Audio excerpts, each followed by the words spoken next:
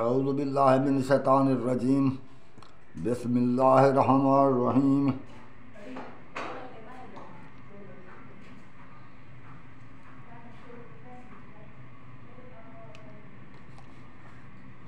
اعوذ باللہ من الشیطان الرجیم بسم اللہ الرحمن الرحیم الحمدللہ رب العالمین والصلاة والسلام علی محمد المصطفیٰ سید الانبیاء والمرسلین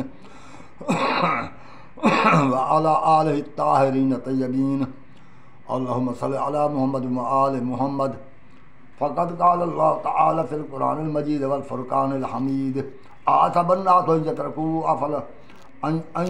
ان یقولوا آمنا وهم لا یفتنون وَلَقَدْ فَتَنَّ الَّذِينَ مِنْ قَبْلِهِمْ فَلَيَعْلَمَنَّ اللَّهُ الَّذِينَ صَدَقُوا وَلَيَعْلَمَنَّ الْكَاذِبِينَ صدق اللہ العلی العظیم وصدق رسولہ النبی الکریم ونحن علی ذلک شاہدین والحمد للہ رب العالمین اللہم صلی علی محمد وآل محمد۔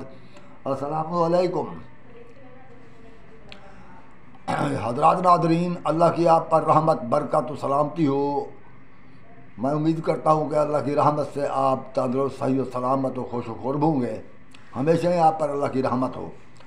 میں ابن الخیر سید البخش شاہ تسلیم آپ کی خدمت میں حاضر ہوں۔ آج 1 جنوری 2025 ہے اور ہم بھی نئے سال کی آپ کو بھی مبارک ہو، اور ہم بھی نئے سال کی شروعات کر رہے ہیں۔ اب نئے سال کی شروعات میں اور میں ایک بات بتا دوں کہ میرا واٹس ایپ نمبر ہے 0346 66 0346 66 30 859 اور یہ واٹس ایپ نمبر ہے۔ اور ایک دوسرا سادہ فون نمبر ہے، وہ ہے 0315 60 96 711۔ تو میں ابن الخیر سید البخش شاہ تسلیم آپ کی خدمت میں اپنے چینل تفہیمات الحکمت سے عرض گزار ہوں۔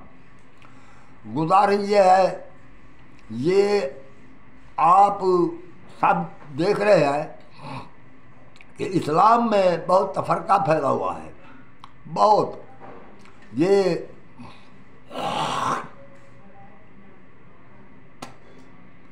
یہ بہت فرقہ ہے، یہ تفرقہ پیدا ہو گیا ہے۔ نماز میں بھی اختلاف، اذانوں میں اختلاف، وضو میں اختلاف، فقہ میں اختلاف، ہر چیز میں اختلاف ہے۔ میں نے آپ کے سامنے ایک آیت پڑھی ہے سورۃ عنکبوت کی، پہلی آیت تو ہے بس الف لام میم۔ اس الف لام میم کے آگے دیکھیں تو آگے اللہ تعالیٰ نے فرمایا ہے کہ احسب الناس ان یترکوا ان یقولوا آمنا وهم لا یفتنون۔ کیا یہ لوگ یہ گمان کرتے ہیں کہ ہم اس بات پر چھوڑ دیے جائیں گے کہ ہم نے کہہ دیا کہ ہم ایمان لائے، ہم نے کہہ دیا اشہد لا الہ الا اللہ وحدہ لا شریک لہ واشہد ان محمدا عبدہ ورسولہ، کیا اتنے کہنے پر ہم انہیں چھوڑ دیں گے؟ یعنی نہیں چھوڑیں گے۔ مطلب یہ ہے کہ صرف اتنی بات کہنے پر کہ ہم ایمان لے آئے، ہم نے کلمہ پڑھ لیا، ہم اللہ کو مان گئے، رسول کو مان گئے، قیامت پر یقین کر لیا، تو بس ہم چھوڑ دیے جائیں گے۔ اللہ فرما رہے ہیں کہ ہم اتنی بات پر نہیں چھوڑیں گے، بلکہ کیا کریں گے؟ وَلَقَدْ فَتَنَّ الَّذِينَ مِنْ قَبْلِهِمْ، ہم ان لوگوں کو کیا یہ نہیں دیکھتے کہ جو پچھلے ان سے لوگ گزرے ہیں، ہم نے ان کو آزمایا تھا، ان کی آزمائش کی تھی۔ فَلَيَعْلَمَنَّ اللَّهُ الَّذِينَ صَدَقُوا، تاکہ کیونکہ یہ بات میں دوبارہ عرض کرتا ہوں، احسب الناس، کیا یہ لوگوں نے یہ گمان کر لیا ہے، یہ لوگوں نے یہ گمان کر لیا ہے کہ ہم اتنی بات پر چھوڑ دیے جائیں گے، ان یترکوا یقولوا آمنا، کیا ہم چھوڑ دیے جائیں گے کہ ہم نے کہہ دیا کہ ہم ایمان لائے، وہم لا یفتنون، اور کیا ان کو آزمایا نہ جائے گا؟ یعنی ان کو آزمائش ان کی ہوگی۔ یہ اللہ کی یہ قانون ہے، اصول ہے اللہ کا۔ وَلَقَدْ فَتَنَّ الَّذِينَ مِنْ قَبْلِهِمْ، جو ان سے پہلے لوگ گزرے ہیں، تو اللہ فرما رہے ہیں ہم نے ان کی بھی آزمائش کی تھی، ان کو بھی آزمایا تھا۔ فَلَيَعْلَمَنَّ اللَّهُ الَّذِينَ صَدَقُوا، تاکہ اللہ دیکھ لے ان میں سے سچا کون ہے، سچا مسلمان کون ہے۔ وَلَيَعْلَمَنَّ الْكَاذِبِينَ، اور تاکہ جھوٹوں کو بھی دیکھ لے۔ یہ سورۃ عنکبوت آپ دیکھ لیں، یہ الف لام میم کے آگے یہ دوسری اور تیسری آیت میں نے پڑھی ہے. یعنی اللہ نے امتحان لینا تھا. اللہ یہ فرما رہے ہیں کہ ہم نے صرف اتنی بات پر ان کو نہ چھوڑ دیں گے کہ انہوں نے کہہ دیا کہ ہم ایمان لائے، بلکہ ہم ان کی آزمائش کریں گے. یہ اللہ فرما رہے ہیں یہ میرا دستور ہے کہ میں نے پچھلی امتوں کو بھی آزمایا تھا. اب میں زیادہ تو امتوں کے بارے ہم نہیں جانتے اور زیادہ ہمارے پاس مثالیں نہیں ہیں. بہرحال ایک مثال ہمارے پاس ضرور ہے. ویسے تو حضرت عیسیٰ کے متعلق بھی اس کی امت کے متعلق بھی ہے، مگر میں مثال کے طور پر آزمائش کا ایک نمونہ پیش کرتا ہوں. وہ یہ ہے کہ حضرت موسیٰ کی امت کو آزمایا گیا. میرے بھائی آپ سوچ سکتے ہیں نا، اللہ نے بلایا تھا. آپ پڑھیں نا سورۃ ہود اور آیت نمبر 142 یا 140 141 کو پڑھیں، 140 کے آگے تو 142 بھی پڑھیں. وہ یہ ہے کہ اللہ نے فرمایا ہے کہ میں نے موسیٰ کو بلایا تھا. موسیٰ آیا طور پر اپنے 30 راتوں کے لیے، مگر اللہ نے 10 راتیں اور قیام کے لیے اسے روک لیا. جب 30 راتوں کے لیے بلایا تھا تو حضرت موسیٰ قوم کو یہ کہہ کر چلے کہ میں 30 راتوں کے لیے جا رہا ہوں.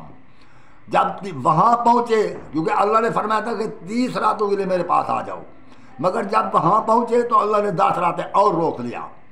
جب وہ 10 راتیں اور روک لیا اس کو، تو پیچھے سے سامری نے، جو کہ وہ حضرت موسیٰ کا قریبی تھا، اس نے ایک بچھڑا بنایا اور بچھڑا بنا کر اور پھر وہ جب بچھڑا بنایا تو اس بچھڑا تو اس نے سونے کا بنا لیا، مگر اس میں آواز اللہ نے پیدا کر دی.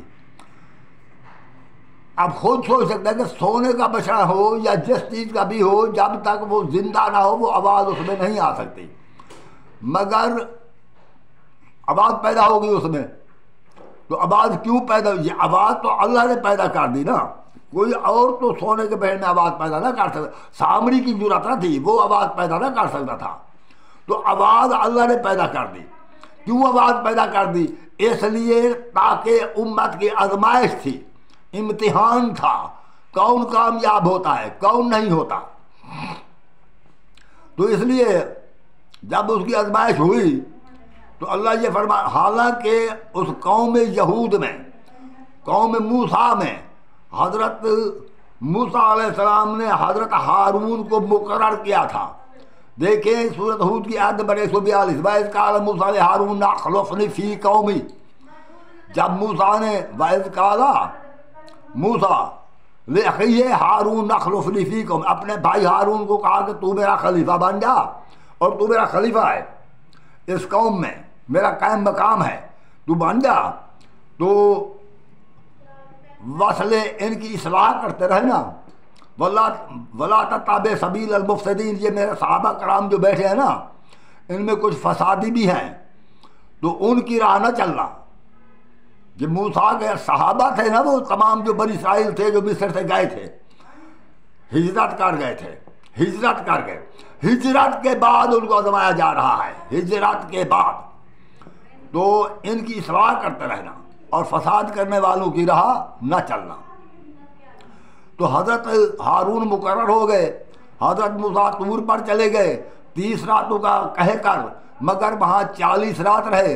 ادھر بچھڑا بنایا سامری نے، تو بچھڑے میں اللہ نے آواز پیدا کر دی. جب اللہ نے آواز پیدا کر دی، اب میں کہوں کہ کتنی تعداد میں، بہرحال کافی تعداد میں وہ جو لوگ تھے انہوں نے بچھڑے کو سجدہ کیا. جب حضرت موسیٰ واپس آئے تو اس نے دیکھا کہ امت تو گمراہ ہو چکی ہے. تو یہ آزمائش تھی اس امت کی. تو وہی اللہ تعالیٰ ہمیں فرما رہے ہیں کہ یہ جو مسلمان ہیں رسول، یہ جو تجھ پر ایمان لے آئے ہیں، یہ کہتے ہیں کیا ہم انہیں اسی بات پر چھوڑ دیں گے؟ نہیں، خبردار ہو جاؤ. ہم اتنی بات پر نہیں چھوڑیں گے کہ انہوں نے کہہ دیا ہم ایمان لائے، بلکہ ہم انہیں آزمائیں گے.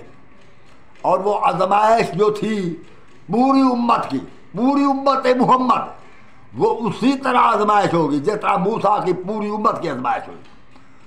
تو جب آزمائش ہوئی تو امت محمد ناکام ہو گئی آزمائش میں۔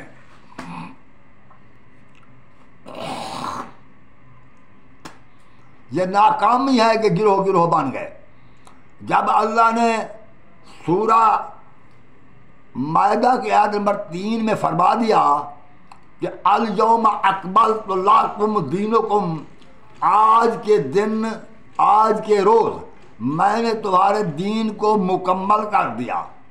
الیوم اکملت لکم دینکم واتممت علیکم نعمتی، اور میں اپنی نعمت کو تم پر تمام کر دیا۔ ورضیت لکم اسلام دینا، اور تمہارا دین یہ مکمل ہو گیا۔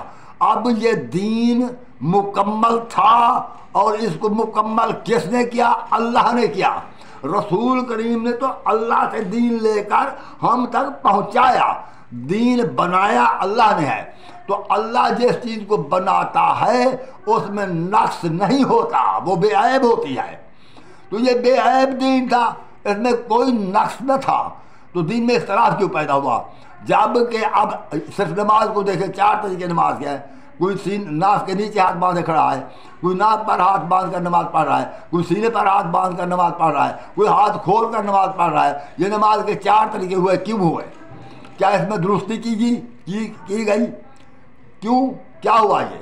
یہ معلوم ہوا کہ آزمائش ہوئی، آزمائش میں ناکام ہوئے۔ صرف ایک گروہ ہے جو صحیح دین پر ہے، باقی سب ناکام ہو گئے۔ وہ کوئی بھی ہو، آپ جو دین بھی سمجھیں، میرا مطلب میں واضح کر کے بات نہیں بتاتا، تقریباً اس انداز میں بات کر جاتا ہوں اگر کوئی توجہ کرے تو اس کو سمجھ آ سکے۔ تو اللہ کے بنے ہوئے چیز میں نقص نہیں ہوتا۔ اپنے جسم پر نگاہ کریں، ہمارے اعضاء جس طرح اللہ نے بنائے ہیں، ہم یہ نہیں کہہ سکتے کہ یہ اعضاء یہاں نہ ہوتا، اس جگہ پر ہوتا تو بہتر تھا، بلکہ جہاں ہیں ہمارے اعضاء وہ وہیں صحیح ہے، اس میں کوئی نقص نہیں ہے۔ مختلف قسم کی مخلوقات کو اللہ نے پیدا کیا، کسی چیز میں کوئی نقص نہیں ہے، نہ کوئی فضول کام اللہ کرتا ہے نہ اس نے کیا ہے۔ تو دین بھی ایسا تھا، اس میں کوئی نقص نہ تھا، جو اس لیے نہ اس میں درستی کی جا سکتی تھی اور وہ مکمل تھا، اس میں کمی نہ تھی، اس لیے اس میں اضافہ بھی نہیں کیا جا سکتا تھا۔ جو دین کے علاوہ نیا حکم دیا گیا تو دین میں تبدیلی ہوئی، جو دین میں تبدیلی ہوئی یا دین میں اضافہ ہوا یا دین میں کمی کی گئی، یہ کیوں کیا گیا؟ کس نے کیا؟ یہ آپ سوچیں نا۔ اب کیوں؟ دیکھیں نا بات ہو، میں ایک بات کہتا ہوں بس مختصر، میں زیادہ نہیں۔ الفاروق پڑھیں، عدالت الخفا، شاہ ولی اللہ محدث دہلوی نے جو عدالت الخفا میں فقہ عمری کے نام پر ایک باب قائم کیا، ذرا پڑھیں۔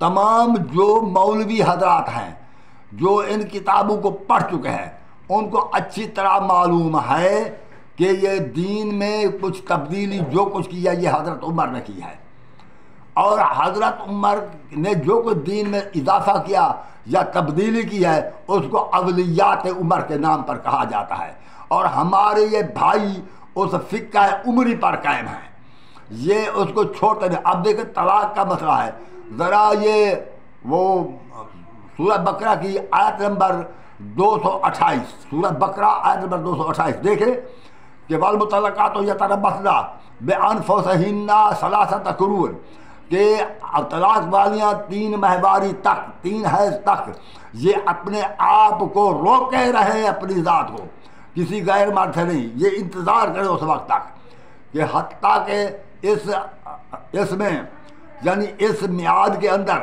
مرد کو واپس پھیر لینے کا حق ہے، وہ مرد کے گھر سے بھی نہیں جا سکتی۔ مگر حضرت عمر نے یہ کہا جو 3 بار کہے طلاق دی طلاق دی طلاق دی، بس وہ طلاق بین ہو گئی۔ تو یہ حالانکہ یہ قرآن مجید میں آیت موجود ہے، یہ قرآن مجید کی آیت پر عمل نہیں کرتے، یہ عمر کے فتوے پر عمل کر رہے ہیں۔ تو اس طرح تو انہوں نے دین کو چھوڑا ہے۔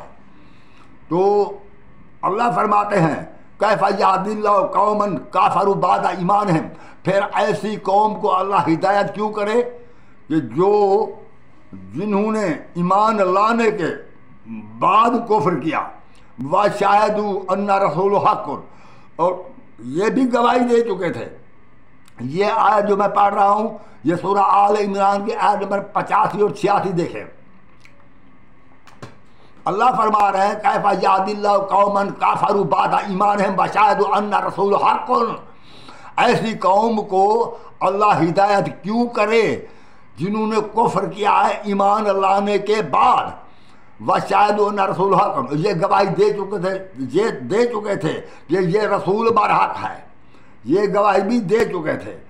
وجاءہم البینات، اور ان کے پاس یہ روشن دلیل یہ قرآن بھی آ چکا تھا، اور اس کے بعد انہوں نے کفر کیا.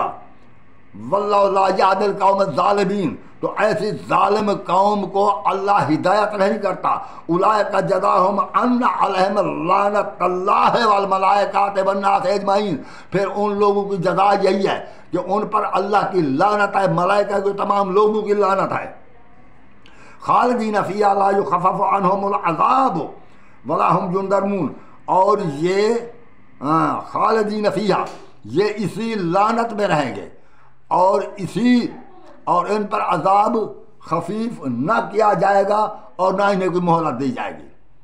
تو معلوم ہے دین جو اللہ نے بنایا تھا اس دین کو جب تبدیل کیا، من یبتغی غیر الاسلام دینا، اللہ یہ نہیں فرما رہا کہ وہ دین کو چھوڑ گئے، نہیں، وہ فرما رہا ہے اس دین جو اللہ نے دیا تھا اس کے علاوہ جو دین قبول کیا ہے، یعنی اور کوئی دین تلاش کیا ہے. وَمَن يَبْتَغِ، جس نے کوئی اور دین تلاش کیا اس دین کے علاوہ جو اللہ نے دیا ہے، تو وہ دین اور جو تلاش شدہ دین تو ہے مگر تبدیل شدہ ہے. دین تو ہے کیونکہ من یبتغی غیر الاسلام دینا، وہ دین تو ہے مگر جس نے اور دین کو تلاش کیا، جو اللہ نے جب دین مکمل کر دیا تھا، اکملت لکم دینکم فرما دیا تھا کہ تم پر دین مکمل اتممت علیکم نعمتی، اور میں نے اپنی نعمت تم پر تمام کر دی. ورضیت لکم اسلام دینا، اور تمہارے اس دین اسلام پر میں راضی ہوں، خوش ہوں.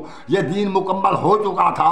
پھر اللہ نے فرمایا من یبتغی غیر الاسلام دینا، اس دین کے علاوہ اگر کسی نے اور کوئی دین تبدیل کیا، تلاش کیا، فلن یقبل منہ، تو وہ دین قبول نہیں کیا جائے گا.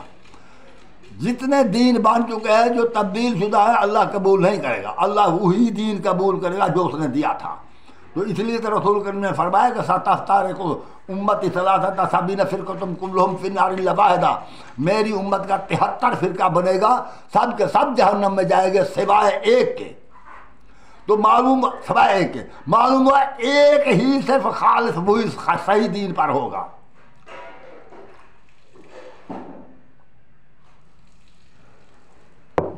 باقی صحیح دین پر نہ ہوں گے.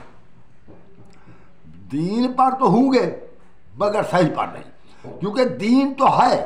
وَمَن يَبْتَغِ غَيْرَ الْإِسْلَامَ دِينًا، جس نے اس دین کے علاوہ کوئی اور دین تلاش کیا، دین تو ہے مگر وہ دین نہیں ہے جو رسول کریم نے دیا تھا. یہ کب تبدیل ہو گیا ہے.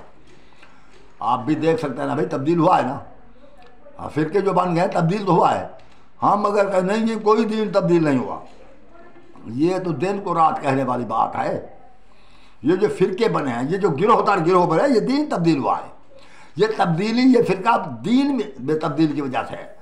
تو میں صرف آپ کے سامنے قرآن مجید پڑھ رہا ہوں، ورنہ اس قرآن مجید کے علاوہ انجیل میں بھی اللہ نے فرما دیا ہے. مسلمانوں کے بارے انجیل میں بھی بیان ہے، اور میں وہ بھی پڑھ چکا ہوں. افسوس تو یہ ہے کہ اگر میں انجیل کا بیان پڑھوں، وہ آیات متشابہات میں ہے. اگر قرآن نہیں سمجھ سکتے بینات کو تو متشابہات کیا سمجھیں گے؟ پھر بھی تو میں بیان کروں گا، جو میں بیان کروں گا تو یہ کہیں گے کہ یہ تو صحیح بیان نہیں کر رہا. صحیح بیان نہیں کر رہا. کیوں نہیں کر رہا؟ میں صحیح بیان کرتا ہوں، میں متشابہات صحیح، مگر تسلیم نہیں کریں گے. اب کون؟ اب یہ سمجھ لیں. اب مولوی کہے گا یہ یہودیوں کے بارے میں ہے، یہ عیسائیوں کے بارے میں ہے کہ اگر کوئی دین اسلام کے علاوہ اور کوئی دین تلاش کیا، انہوں نے تلاش نہیں کیا، ان کو دیا گیا ہے. اور تلاش ہم نے کیا، مسلمانوں نے کیا، جو دین دیا اس کے علاوہ اور دین بنایا. وَمَن يَبْتَغِ غَيْرَ الْإِسْلَامَ دِينًا فَلَن يُقْبَلَ مِنْهُ،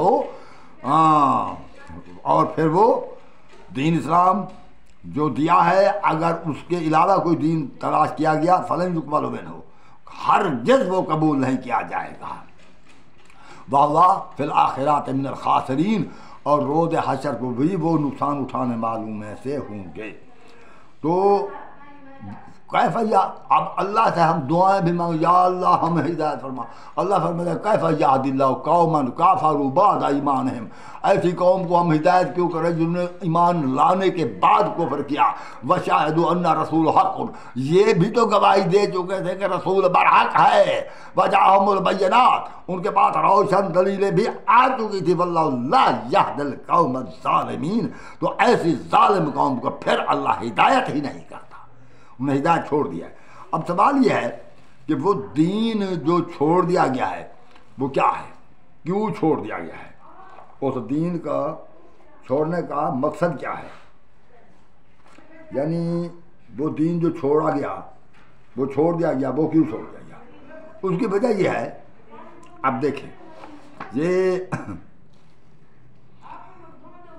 سورۃ نساء کی آیت نمبر 53 یا پتہ نہیں آیت نمبر میں دیکھ لیتا ہوں ابھی، تو سورۃ نساء میں اللہ نے فرمایا ہے،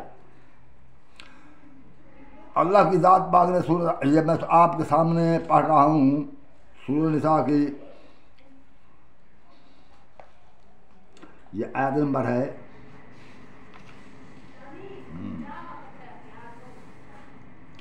یہ آیت نمبر ہے سورۃ نساء کی 53 اور 54، آیت نمبر 53 ہے اور 54 ہے، یعنی 50 اوپر 3 اور 50 اوپر 4، یہ میں آیات پڑھتا ہوں۔ اللہ فرما رہا ہے ام یحسدون الناس علی ما آتاہم اللہ من فضلہ، ام یحسدون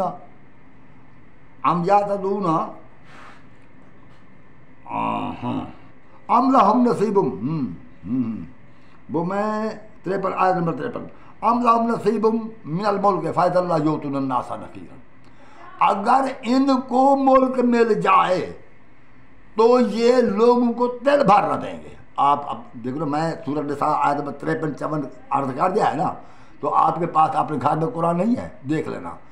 یہ قرآن ایمانی زندگی واسطے اتنا ضروری ہے جتنی انسانی زندگی واسطے ہوا ضروری ہے۔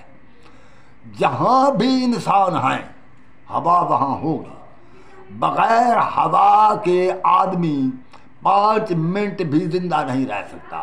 کسی کا منہ اور ناک بند کر دی جائے، اسے سانس نہ لینے دی جائے، 5 منٹ کے بعد وہ مر جائے گا۔ ہوا اتنی ضروری ہے۔ پانی کے بغیر آدمی 1 دن تو ویسے گزار سکتا ہے، ویسے زندہ 3 دن تک رہ سکتا ہے۔ تو اس لیے پانی بعض مقامات پر نہیں ہوتا، بعض پر ہوتا ہے، تو پانی بھر کر ہم ساتھ لے جاتے ہیں جس علاقے میں پانی نہ ہو۔ اور روٹی کھائے بغیر آدمی 1 ہفتہ تک چل بھی سکتا ہے، 3 ہفتہ تک زندہ رہ سکتا ہے روٹی کھائے بغیر۔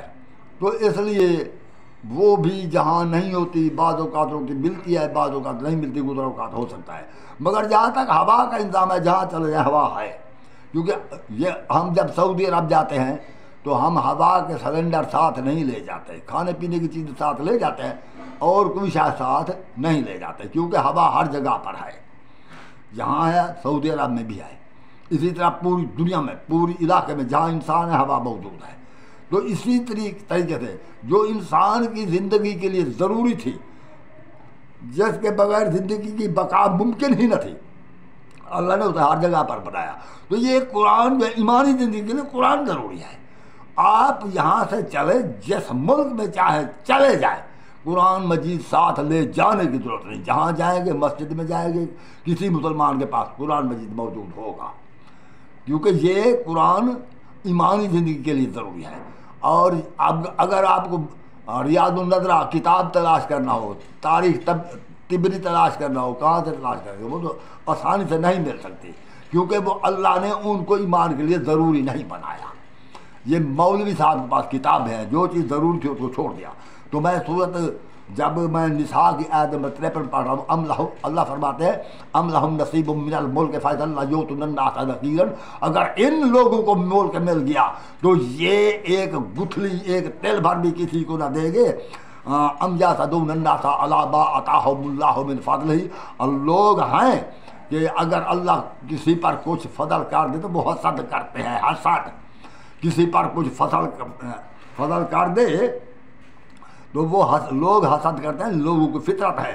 فقد آتینا آل ابراہیم الکتاب والحکمت وآتیناہم ملکا عظیما، مگر ہم نے تو آل ابراہیم کو کتاب و حکمت عطا کی اور ملک عظیم عطا کر دیا۔ اب دیکھیں نا، حسد کرتے ہیں اگر کوئی ایک فضل ہو جائے۔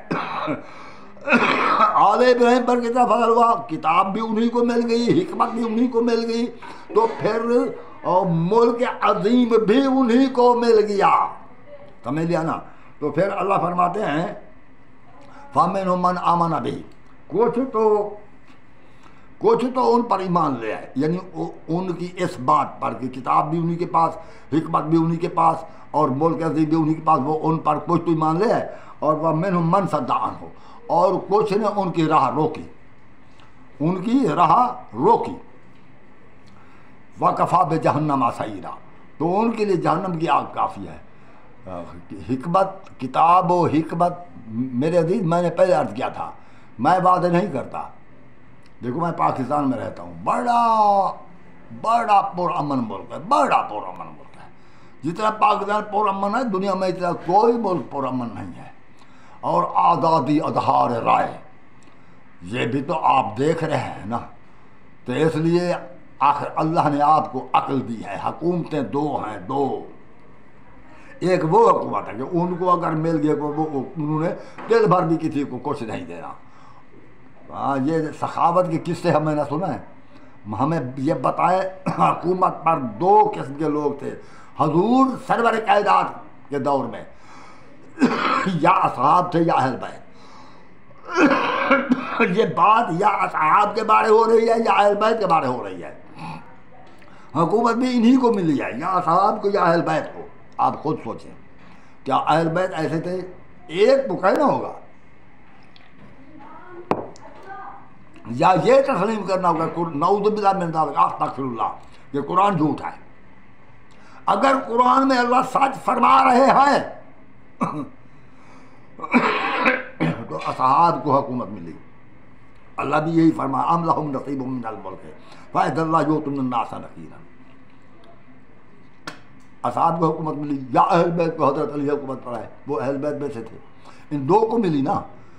اور یہاں دو حکومتوں کا ذکر ہے، ام لہم نصیب من الملک، اگر ان کو حصہ مل گیا ملک میں، اگر ان کی حکومت قائم ہو گئی تو فإذا لا یؤتون الناس نقیرا، یہ تو گٹھلی بھی کسی کو نہ دیں گے۔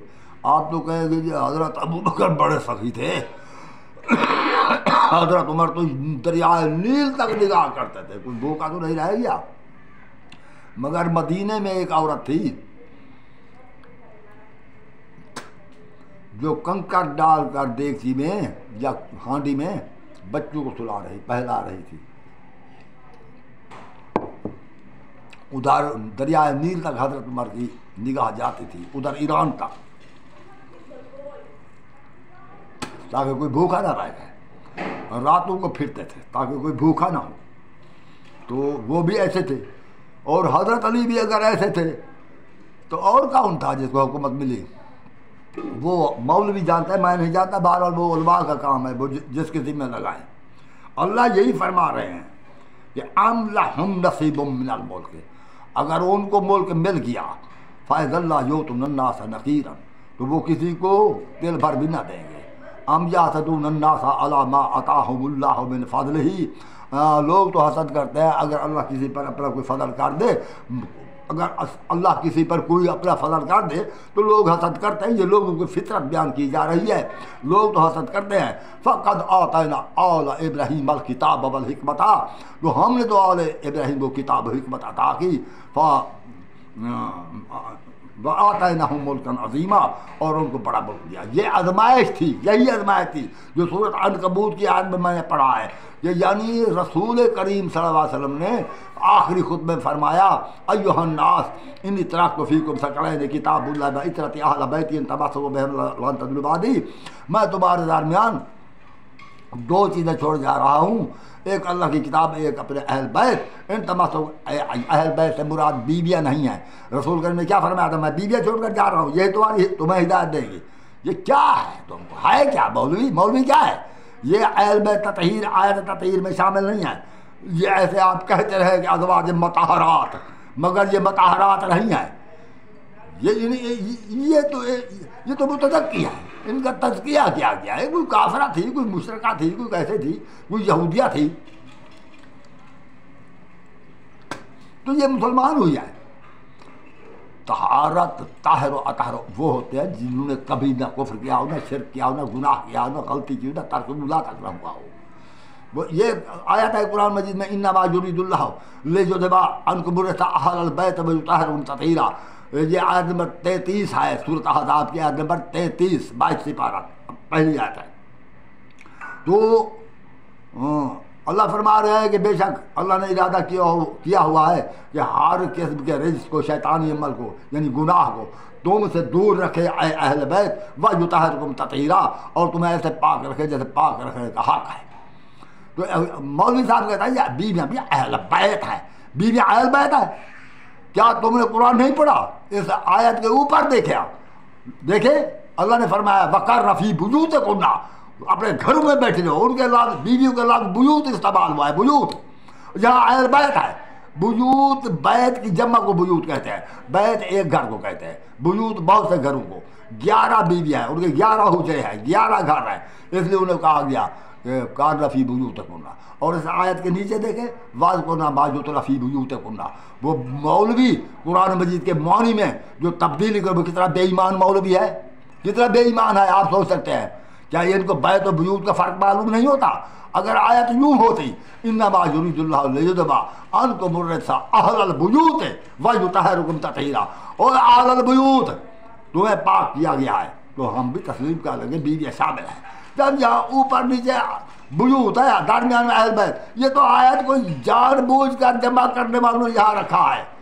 قرآن مجید رسول کے نے لکھوایا تھا، جمع کیا تھا. یہ کاتب لکھتے تھے، ادھر تو ماموں کو تم نے کاتب بنا دیا، کاتب وحی.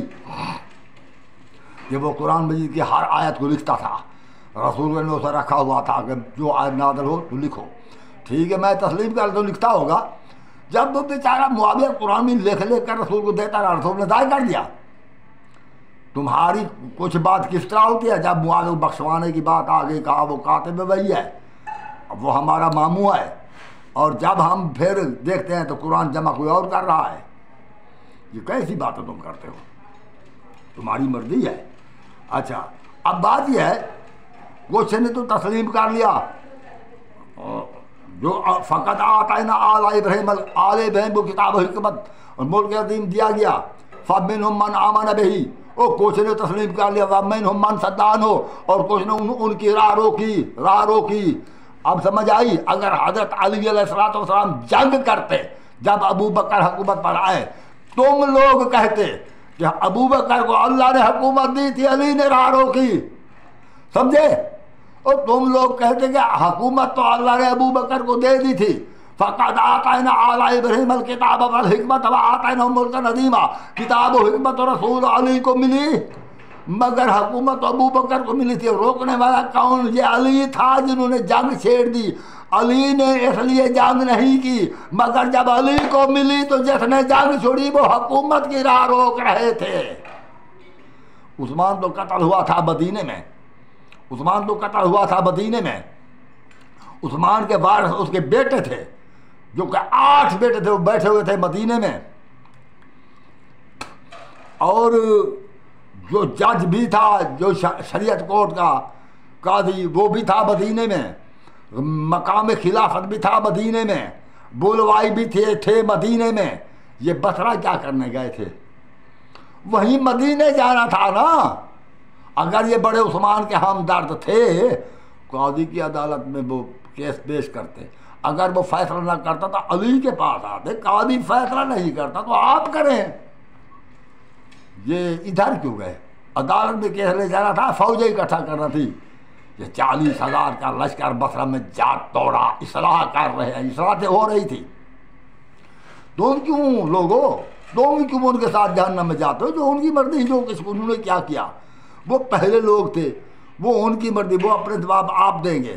کوئی جنت میں جائے یا کوئی جہنم میں جائے، نہ ہم کسی کو جنت پہنچا سکتے ہیں نہ ہم کسی کو جہنم سے بچوا سکتے ہیں، ہمارا نہ ہم کسی کو جہنم دے سکتے ہیں، ہمارا کسی سے کوئی مطلب نہیں۔ ہم نے وہ دین تلاش کرنا ہے جو اللہ نے دیا، ہم نے ان کو دیکھا کہ حسد کس نے کیا، راہ کس نے روکی، ایمان کون لے آیا۔ یہ دو کو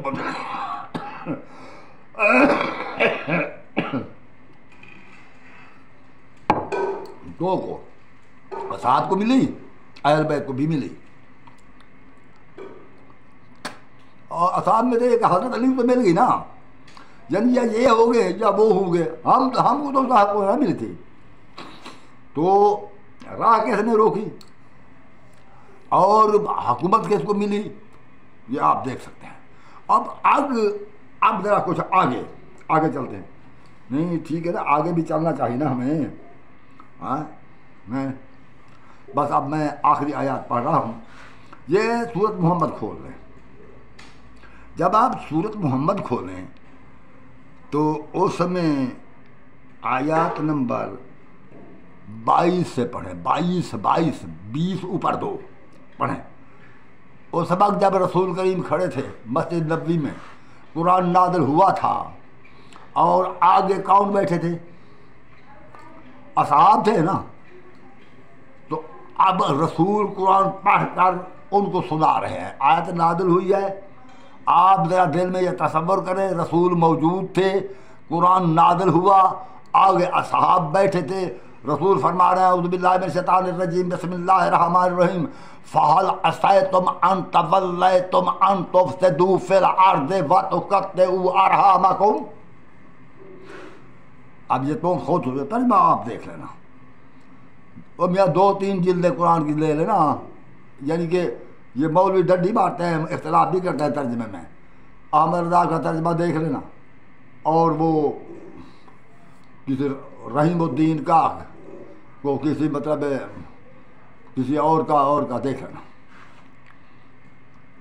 میرے پاس جو ہے یہ احمد رضا کا یہ ترجمہ ہے۔ تو احمد رضا صاحب نے دیکھا تمہارے تو یہی لچھن نظر آتے ہیں، اگر تم کو حکومت مل جائے تو تم زمین میں فساد برپا کرو، تمہارے تو یہی لچھن۔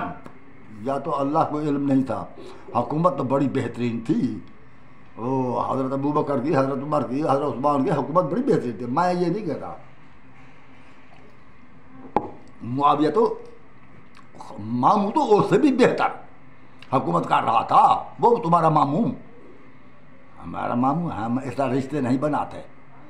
امہات المومنین ہے وہ، حبیبہ بھی ام المومنین، میں تسلیم کرتا ہوں، مگر ہماری سگی ماں تو نہیں ہے کہ ہم یہ کہیں یہ ماموں ہے، وہ ملیر ہے، وہ نانو ہے، وہ نانی ہے، یہ تم ہو، ایسا کرو۔ چلو ٹھیک ہے، حکومت تو بڑی اچھی کر رہا تھا، 3 بر اعظم پر اس کی حکومت تھی، تو اس نے بجلی کیوں بند کر دیتے ہو بار بار، کیا مصیبت ہے؟ تو اس نے جو ہے اولئک الذین، ہاں تو وَتُقَطِّعُوا أَرْحَامَكُمْ، تم زمین میں فساد برپا کر دو اور ایک دوسرے کی قرابت یعنی صلہ رحمی کا خیال بھی نہیں کرو گے، یعنی حکومت کی صورتوں میں اپنوں کو بھی لتاڑ دو گے، ان کو قتل بھی کرا دو گے حکومت کی وجہ سے۔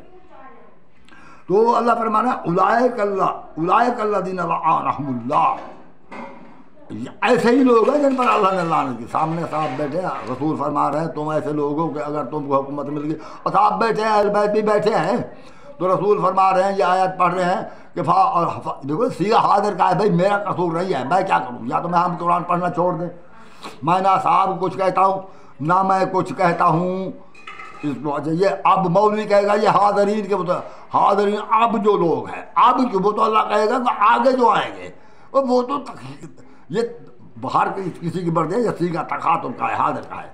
فَهَلْ عَصَيْتُمْ أَن تَوَلَّيْتُمْ وَأَن تُفْسِدُوا فِي الْأَرْضِ وَتُقَطِّعُوا أَرْحَامَكُمْ، تم ایسے لوگ ہو کہ اگر تمہیں حکومت مل جائے تم زمین میں فساد برپا کرو گے۔ تمام فسادات جو ہے ایک ہی جملے میں اللہ نے بیان کر دیا کہ تمہیں جب حکومت ملے گی تم فساد برپا کرو گے۔ اب یوں نہیں ہے فلاں تاریخ اٹھاؤ، فلاں روایت دیکھو، فلاں ان کے علم الرجال کی طرف جاؤ اور ان کے راویوں کے حالات کو پڑھو. یہ آپ جو ہے نا جھنجھٹ میں، یہ تم نے جو بھول بھلیاں پیدا کر دی ہے نا دین میں، یہ تم جانو ہمارے پاس سیدھا سیدھا قرآن ہے.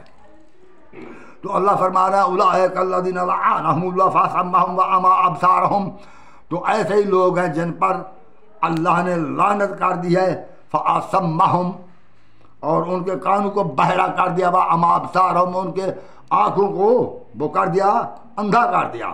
افلا یتدبرون القرآن ام علی قلوب اقفالھا، کیا یہ قرآن پڑھ کر تدبر نہ کر سکتے تھے؟ ان کے دلوں پر تالے لگے ہوئے تھے. ان الذین ارتدوا علی ادبارہم، جو پھر اپنے پیچھے پلٹ گیا، من بعد ما تبین لہم الہدی ہدی الشیطان سبل لہم واملی لہم، جو اپنے پیچھے پلٹ گیا بعد اس کے کہ ان پر یہ دلیلیں روشن آ چکی تھی، ان کے پاس یہ تمام روشن دلیلیں کھول دی گئی تھی اور ان پر ہدایت واضح ہو چکی تھی. شیطان نے انہیں امید دلائی حکومت بنے گی، خزانے ہوں گے، کھائیں پیئیں گے. شیطان نے امید دلائی ایسے زندہ رہیں گے، کافی زندگی ہے تو ہم بادشاہ بن جائیں. وَأَمْلَىٰ لَهُمْ، ان کو امیدیں دلائیں.